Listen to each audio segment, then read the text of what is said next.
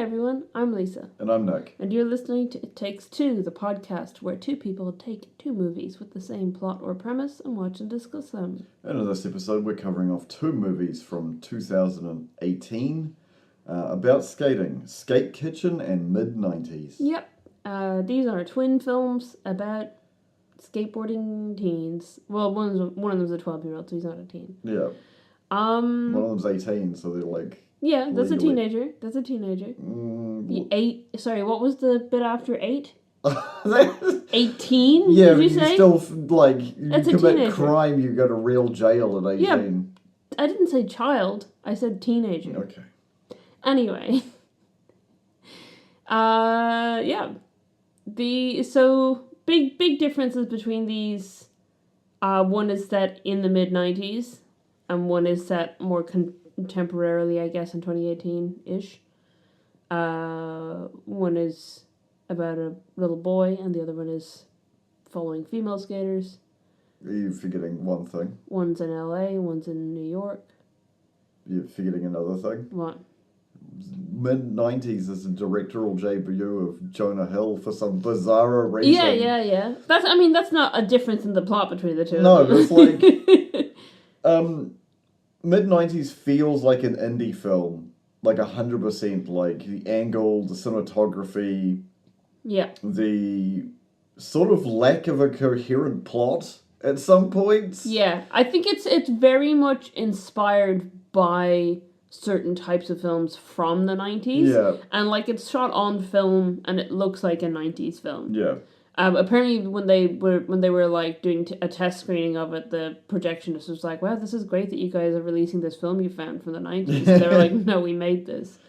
So it's it definitely though has a much larger budget, or had a much larger budget than Skate Kitchen did. Skate Kitchen felt higher budget as well. Really? Yeah. I thought Skate Kitchen felt like a low budget film to me. Skate Kitchen, there was elements of Skate Kitchen which to me were very reminiscent of Never Rarely, Sometimes Always. Yeah, there was some definitely like hyper realism in it, which was jarring for the audience, but in a good way.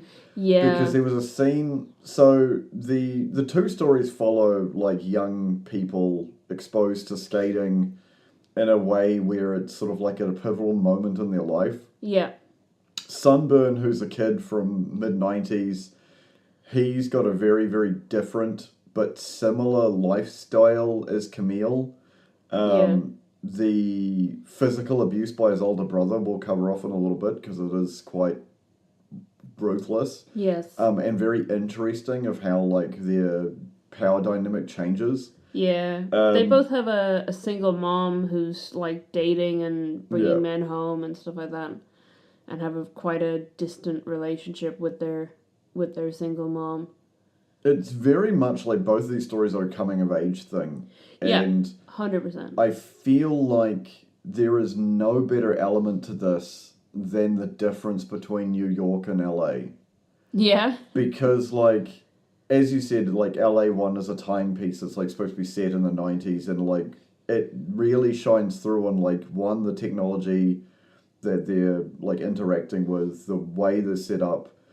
It's very fun to me to watch like anything where it's like East Coast, West Coast when we're doing this. Yeah. I feel like Skate Kitchen hit harder for me because like guys are guys, and I know that story, and it wasn't like because I had mates who thought they would become pro skaters. Yeah, and you're like, no, you won't. We're from a small town in New Zealand. No one knows where the hell this country is, let alone... It takes a lot of talent to get out of this country at becoming an international star, and usually it's actors or singer-songwriters. Yeah. But, like, I feel like because of the regression in Camille's life, and where, like, the fact that she's, like, messaging these people on Instagram and then meeting up, and then because of just, like, her time of her life where she is, it almost feels like what you were saying earlier, like the lower budget makes it feel way more real. Yeah. It feels like this is just like found footage almost. Well, I mean, here is the thing about Skate Kitchen. So mid-90s is kind of loosely inspired by Jonah Hill's own childhood. Right. Skate Kitchen there's only one professional actor in the movie. Yeah, which is really jarring because it's Jaden Smith. Yeah, it's Jaden Smith, who, by the way, was cast because the director was like, "Hey, do any of you skaters know someone who's a professional actor who might be able to skate?" And one of them was like, "Oh, I've been DMing Jaden Smith on Instagram," and that's how he ended up in the movie. But it is the group of female skaters who are the primary focus of this movie are a real group of female skaters called Skate Kitchen. Yeah.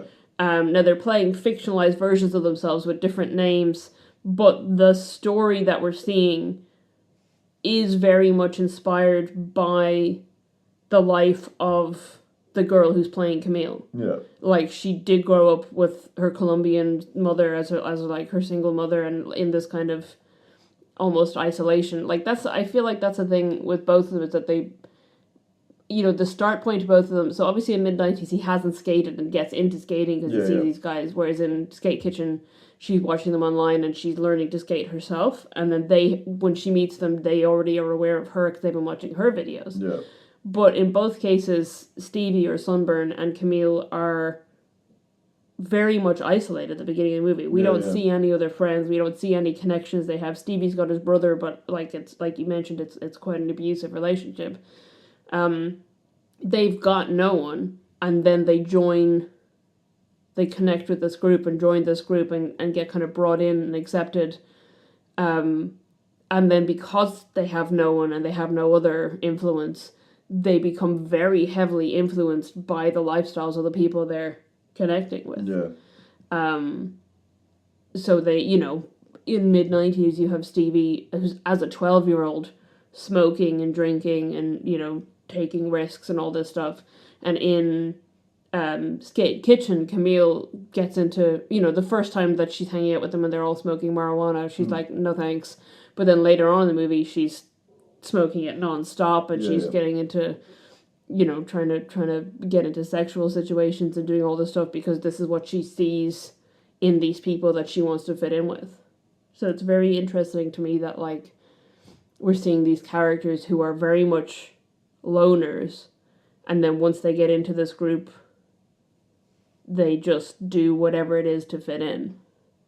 And we come to a point, towards the end of the film where things have developed for them, because they do develop as characters, but I think that's really interesting.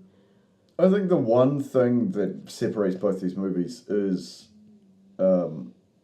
Camille's story is a little bit different because obviously she just like abandons her home after several fights with her mother about her new lifestyle, about her friends, about what she's doing, and ends up living with one of the girls from the skate group, who then ends up turning out badly because she's hanging out with Jaden Smith's character, who one of the other girls dated. Specifically the girl who she was living with.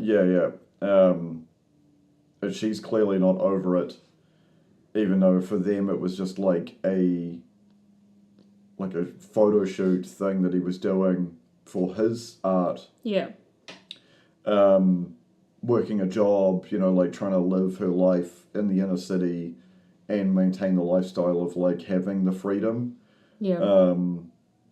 And it's very interesting when that falls apart and she ends up having to live in the living situation that Jaden Smith's character is living in. Yeah. Because it's awful. Yes. And she goes from being surrounded by girls in sort of a supportive network, it was sort of supportive, still toxic. Yeah. Into basically she gets put into the fish out of water, into the mid-90s situation, joining that group, which I thought was really funny after watching it, because like there was so much parallels between the two groups. Yeah. But the different genders of just like the guys being jerks to everybody and being show off, being obnoxious. And they're basically like squatters, Yeah, right? There's yeah. like 12 of them in one Yeah. flat or something. Yeah. And it's a mess. And she's like sleeping on the couch while they're flicking between porn and skate videos in the middle of the night. Yeah. It's It's very funny to me because like there's some parallels that reminded me of Attack of the Block. Oh yeah. Because like when Sunburn's mum finds out of like where he's been hanging out and he like drags him in there and he's like trying to like stay away from my son. He's a good kid, not like you gang members. It's like they're only slightly older than you. It's just your prescription of like what people look like is so obscured, and it reminded me of the Attack of the Block of like, you know, them all grouped together like robbing their neighbours, but they're literally children. Yeah. And I think something that's telling about the mother in mid-90s and how she reacts to the situation is actually, so the older brother turns 18 during the film. Yeah. And she says to him, when I was 18, on my 18th birthday, I was breastfeeding you. Yeah. So this is a woman who, you know, and then he also mentions that she had there was lots of different men in and out of the house when he was young, which implies that Sunburn's father is not the brother's father. But, you know, she's coming from a situation where she was, you know, she gave birth at 17, so she was pregnant at 16, 17. And presumably, you know, based on how she reacts, was in not a good situation and is trying, despite how, you know, how it comes across, she's trying to give a better life to her kids. She's not very good at it, but that could be any number of factors, you know, weighing in on that. But she's trying she wants her kids to be good kids. Yeah. And she doesn't want them to end up, you know, in the situation she was in.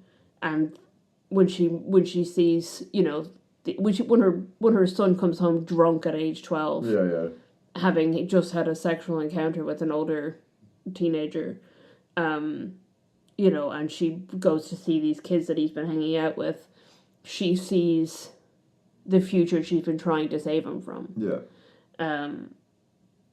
And yes, you know, and it is like, again, it's that implication where the brother was saying, you know, when I was growing up, this is what it was like. You don't know this because it hasn't been like that with you. Yeah. Which kind of, the implication is she didn't do as well raising the older brother, maybe because she would have been very young. Yeah. And then she made the conscious choice to be like, no, I'm going to do better for this kid. I have a second kid. I need to step up and I need to do better for him. So I do think, you know, that's where she's coming from. Whereas in Skate Kitchen, it feels more like the kind of just a story that we see quite often of a, you know, first generation immigrant parent, you know, trying to give their child a life that, you know, they have worked very hard to get to by coming into the country and trying to build this for their child. Yeah. And again, you know, it hasn't been successful because, you know, I think she said, I can't remember if she said what age she was when the parents split up, but she went to live with her dad and then, you know, didn't even want to visit her mom for years. Yeah. And it wasn't until she started going through puberty that she realised she needed a feminine influence in her life because her father didn't see her anything more than just like a friend to hang out with. Yeah. And then when she wanted to see her mother, her father got angry about that and just ditched her. Yeah. So that's where she's coming from in her life. They're both really well, like, because this was funny because we were talking about this before we watched these movies. Yeah, you didn't want to watch them. And I was just like, why are we watching movies like this? Like, there are so, like, I know what the spreadsheet looks like, people. There are so many good movies I really want to make Lisa watch on it. And then it's just like, oh yeah, we're watching these movies no one's ever heard of. And I'm like, and then I watch them, I'm like, these movies are really good. Yeah, this is the thing is that, like, I feel like there's been, and I feel like we haven't had it in a little while. I think we've been a bit self-indulgent watching movies that we like or know that already It's know. self-indulgent. Movies we like. No, but I mean movies that are comfortable for us to watch. Yeah. Whereas I feel like earlier on in our podcasting career, we had more episodes like this where we had two movies where we had no idea going in what the outcome was going to be. And I know, like, we've said, we've just done a bonus episode and we've said that one of our favourite episodes was actually the one where we covered Unpregnant and Never, Rarely, Sometimes, Always. Yeah. Which neither of those were films either of us were going to watch outside of this podcast. Yeah. So I feel like this is along those lines. So I'm glad we watched them. I think they were good movies to watch. And this episode is one that I think has been like bumped a few times for movies that we wanted to watch more, sooner. So I'm glad we've gotten around to it.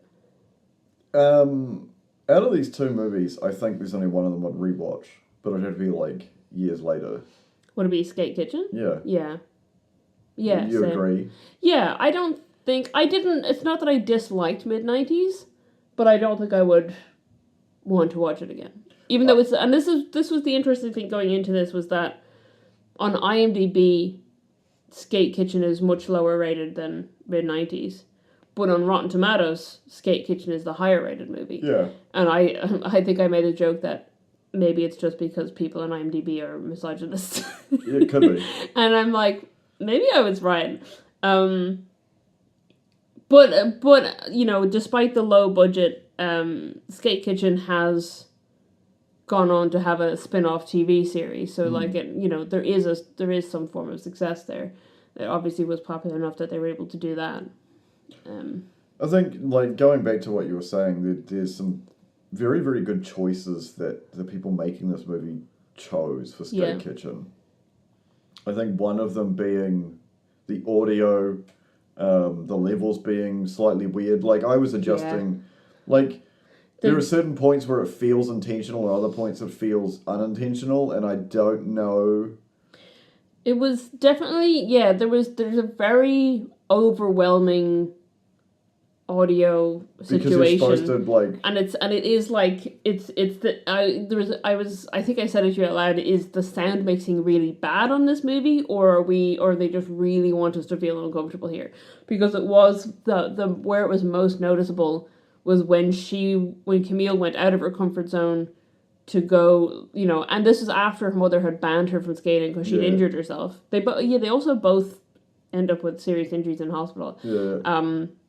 But she had injured herself skating alone, and then had seen, the Instagram ad for this meetup, and she'd taken herself on, multiple subways into a different part of the city to go to this meetup, and coming from this place where she's very isolated, very alone, and she's living on Long Island, and and then into the bustling city on the subway, and then into this social situation where she doesn't actually know these people, but she's been following them and she's been admiring them and she wants to be a part of this group. Yeah. But she doesn't, at this point, doesn't fit in with them. But, is feeling the social pressure and the social anxiety, and the audio is absolutely overwhelming. Yeah. And then as she becomes more comfortable, it dies down to more kind of normal levels. And then it amps up again when she's in that situation where she's kind of in the squatting flat with the guys. So I do think it's intentional, but it was very overwhelming and lasted for an uncomfortable amount of time. Yeah. But that, I think that was to make us really feel the tension she was feeling, because it is, otherwise it's just her kind of standing around looking awkward, which isn't bad. But, like, this was just, like, adding a layer to... it was a choice, filmmaking-wise, to add a layer of, this noise that was going to kind of get under your skin and freak you out a little bit. I feel like the cinematography in mid-90s reminds me so much of the 90s. Yes. Does that make sense? Yeah. I'm very deliberate. Yeah, but, like, living it. Right. Yeah.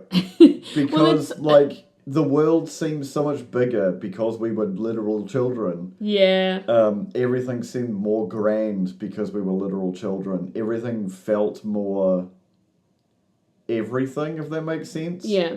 I feel like there is a piece of childhood that is gone now because of how overwhelming our time is. Yeah. No one, like, I don't know, I feel like no kids are out there just, like, hanging out and throwing rocks anymore. There probably are. But not in our, like, culture. Yeah. I feel like because everyone's got, like, oh, when I get home I'll be on, like, Fortnite or whatever. Yeah. And that's how the social interactions happen these days. And you don't have to, like, have designated computer time on the one shared family computer, and where you're not allowed to have the internet if your mom needs the phone. Yeah. You know, that... Yeah. It's this instant access at all times. iPad babies. Yeah. Yeah, there is also just a timelessness to the fact that it is shot on, like, 16mm film. Yeah. I mean... We noticed this with our wedding photos because we didn't hire a photographer. We just gave our guests disposable cameras. Yeah.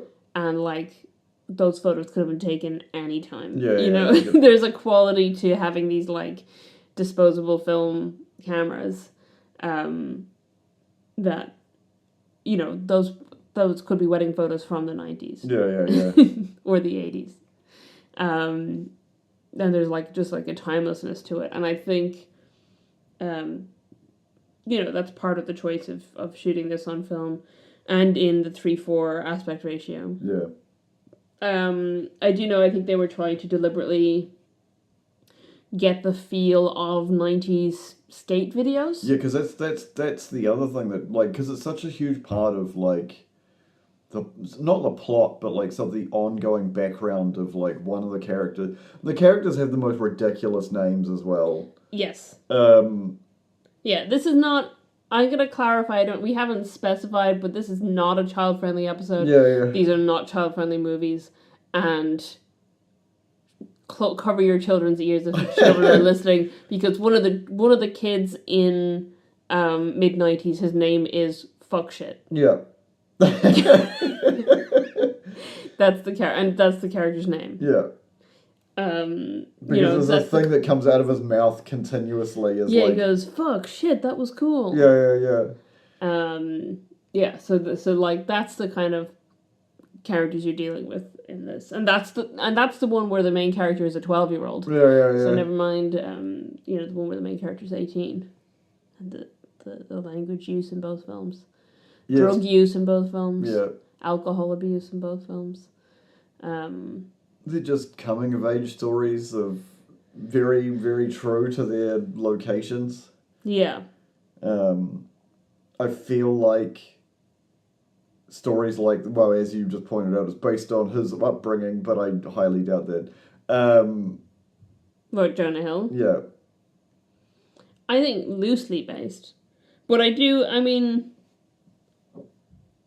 yeah, there was I'll go into one of the only bits of trivia I have for mid-90s, because this is just around it being, Jonah Hill's thing. So he was afraid that audiences would accuse him of being homophobic, because the characters quite frequently use quite a well-known homophobic slur. Yeah. And he considered shooting a scene where the kids debate over whether they should use that kind of language. Right. But he showed the scene to one of his producers, who is a gay man, Scott Rudin, and what he asked was, would you and your friends have had this conversation back then? And Jonah Hill said no. Then he said it would be more offensive to put that into the movie than to just show it how it actually was at the time. Yeah. So these are the kinds of conversations he was having with his friends, and he was into the skate culture and stuff like that. So I don't know to what extent, the character, I don't think that the character of Sunburn is supposed to be like Jonah Hill, Self-insert character. But I think this is the culture that he was a part of, these are the kinds of conversations he had. This is his feeling of being in the 90s. And I didn't take it down, but I do remember him saying, or I remember reading that he said that he talked to Spike Jonze, I think it was, about about wanting to make a film set in the 90s, and wanting to make a film like these other films, and the advice he got was make something personal. Yeah. This is your first film, make it a personal film, and that's why he made this film about the skating culture. Yeah, it's he's 13 according to the plot, and it's set in 96. I thought they said he was 12. Maybe he turns 13. Yeah, maybe. I thought they said he was 12. Okay, so he is a teenager then, if he's 13. Yeah.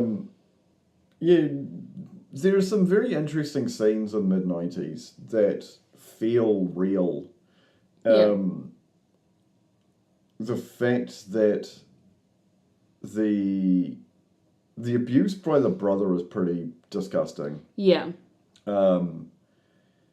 It's very indicative of the era and the fact that both of the kids were home alone. Yeah. The little brother being a shit to the older brother, but the other brother taking it out on him and physically. Yeah. But then it not stopping the behaviour.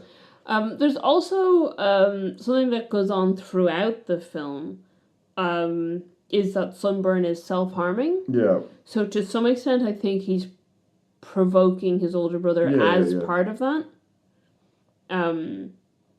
He wants to be hurt. Yeah. And when the brother isn't doing it, he's doing it to himself. Yeah.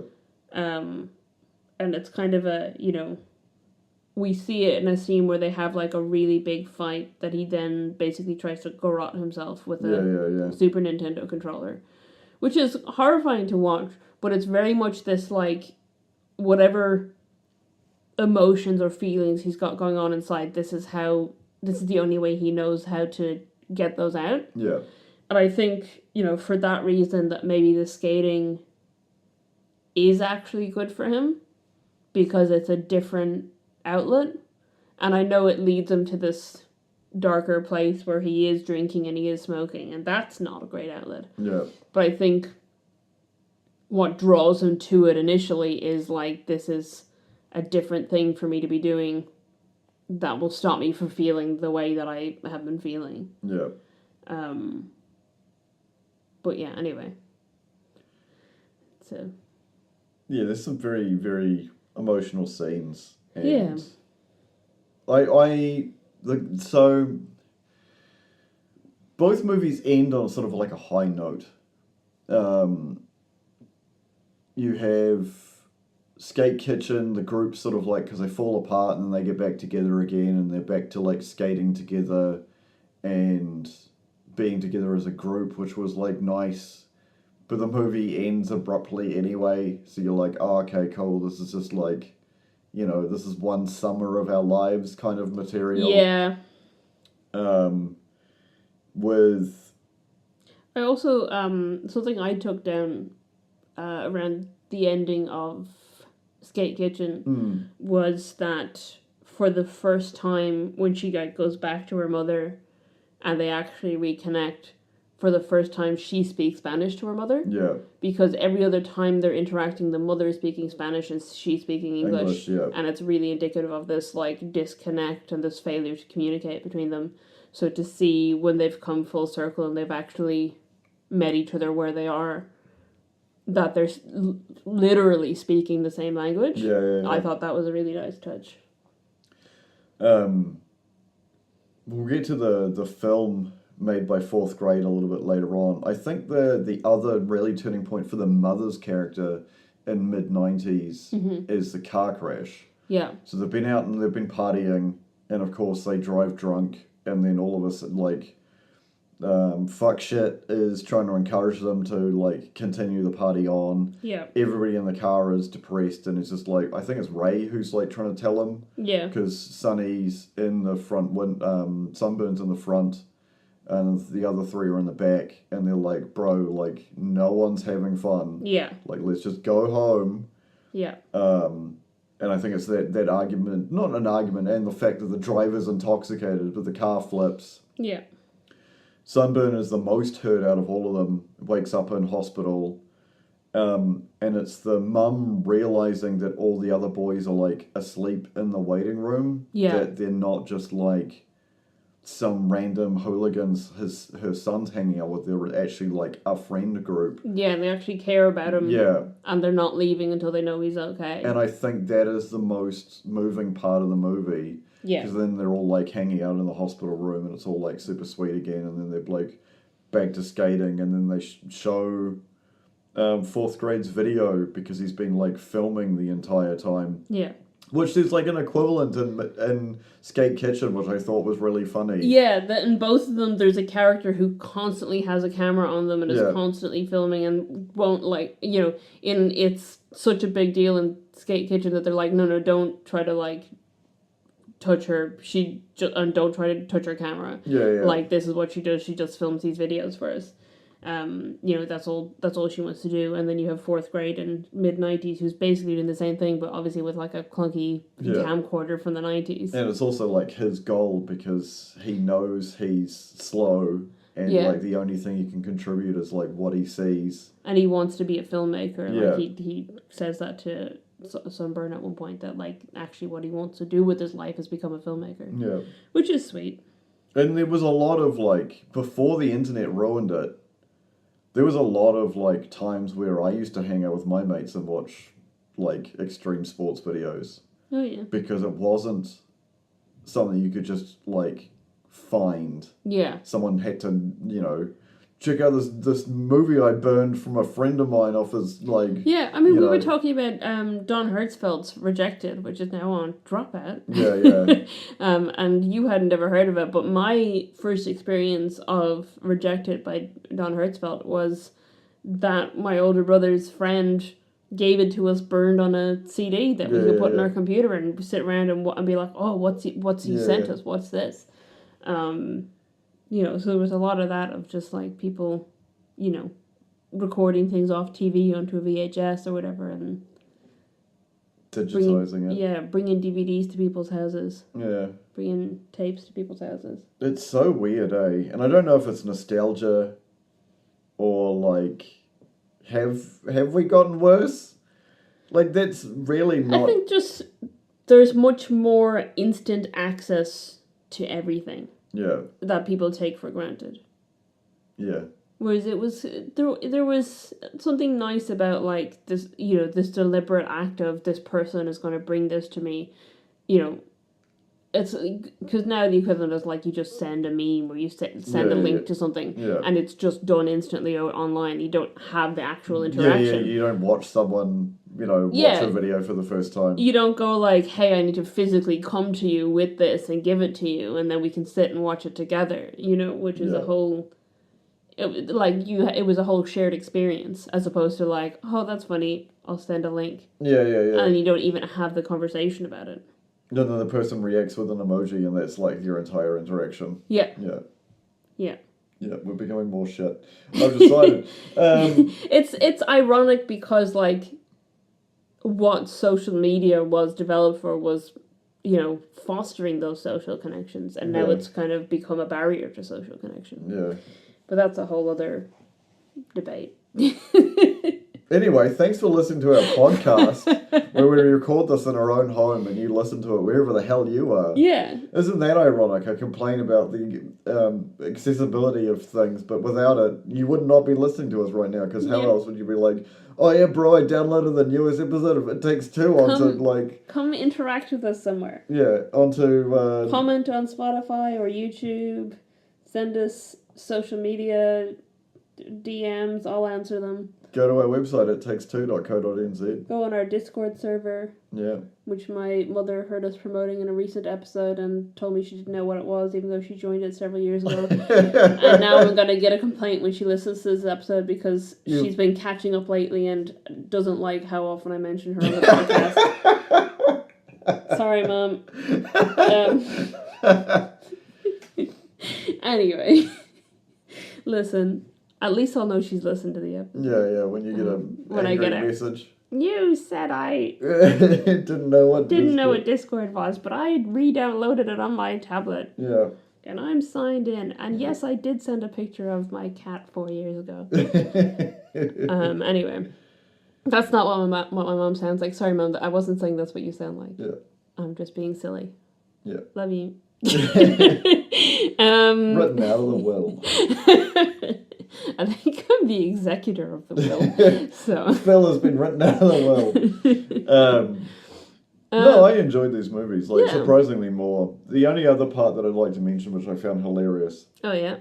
Disturbing hilarious. So there's a part where, during a house party, Sunburn hooks up, I guess, with a older girl. Yeah. And then the girls are like, "Oh my god, I can't believe you did that. He's gonna follow you around for ever now. He's gonna be obsessed with you." Yeah. And then he just doesn't even acknowledge her in public. And the fucking look on all of their faces is just so funny to me because it goes back to it goes back to the movies we watched about surfing. It is that kid mentioning to Keanu, being like, "Oh, it's the truth." What's really funny is you said the movies we watched about surfing, and on my mind immediately went to Surf's Up, but you're talking about Point Break. Yeah, and the kid tells Keanu it's the truth. It's like the light. It's it's like a religious experience, and it's just so funny to me that Sunbird's thing is skating. Yeah. And they're just like, "Oh my god, he's gonna never leave you alone." And he just ghosts them in public. And it's just so funny to me. Yeah, I mean, in fairness, he also was wasted. Yeah. Which is terrible that happened.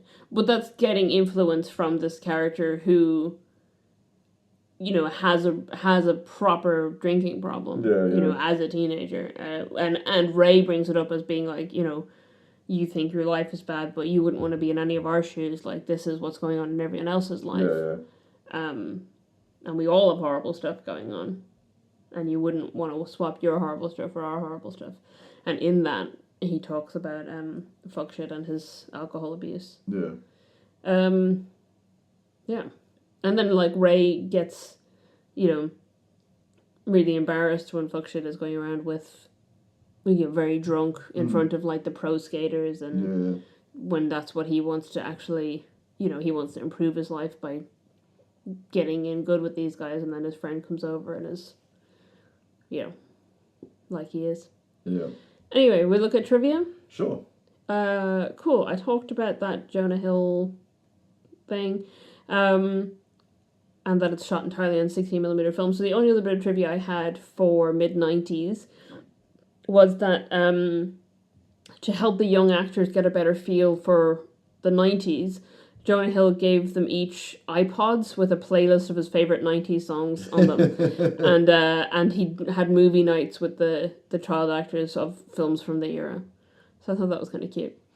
For Skate Kitchen, it was shot on an Alexa mini camera. And so some of the shots of skate parks were filmed with a handheld camera operator on a skateboard, but also there were shots of skateboarding on the streets that were filmed using a motorized skate deck that would go up to 32 kilometers an hour ahead of them getting the shots. The only actor who required a skating double was Jaden Smith.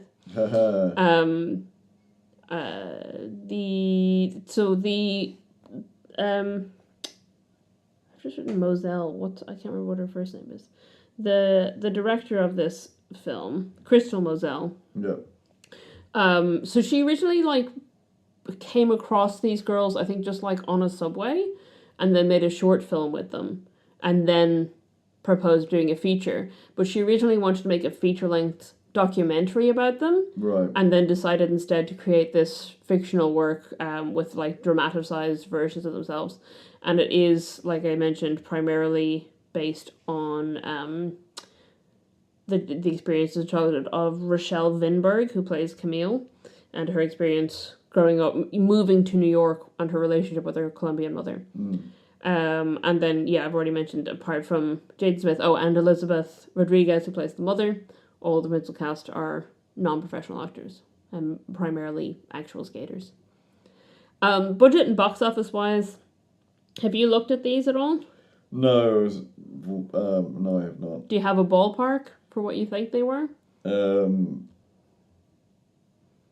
I think I skimmed past mid-90s. It made like 9 million on like 1.7 or 1.8. Yeah, 1.7 million budget and it made 9.3 million. Skate Kitchen, I feel like will be less than $1 million and probably has no like actual money made. Pretty much. Budget was 236,000. Yeah. And box office 287,000. Makes sense. So it made back what it cost and then a little bit extra. Were you laughing? Because you gave me that face. Anyway. That's because Yeah, I know. Yeah. Anyway, yes. So that's my trivia. But like I said, Skate Kitchen does have now a spin-off TV series. Yeah, called Betty. Called Betty. Yeah. Yeah, I was just reading into it. Apparently, Tony Hawk's in it. Oh yeah, that's great. Yeah. Speaking of skaters in the mid-90s. Yeah. I can't remember. He was in it was a few movies that Tony Hawk was in, and the other skaters that I cannot remember their name because I don't care about skating anymore. Yeah. I just know that, and I think this is from a Polygon video, that for some reason Tony Hawk's Pro Skater game had a punji pit. Yeah. Which It's is like so a very weird. specific historical warfare. Anyway. And thank you for joining us for this episode. If you've enjoyed this episode, go to our website, share an episode with a friend. It really helps. And join us on social media. Yeah. Thanks for listening, and we'll catch you next time. Bye-bye. Bye.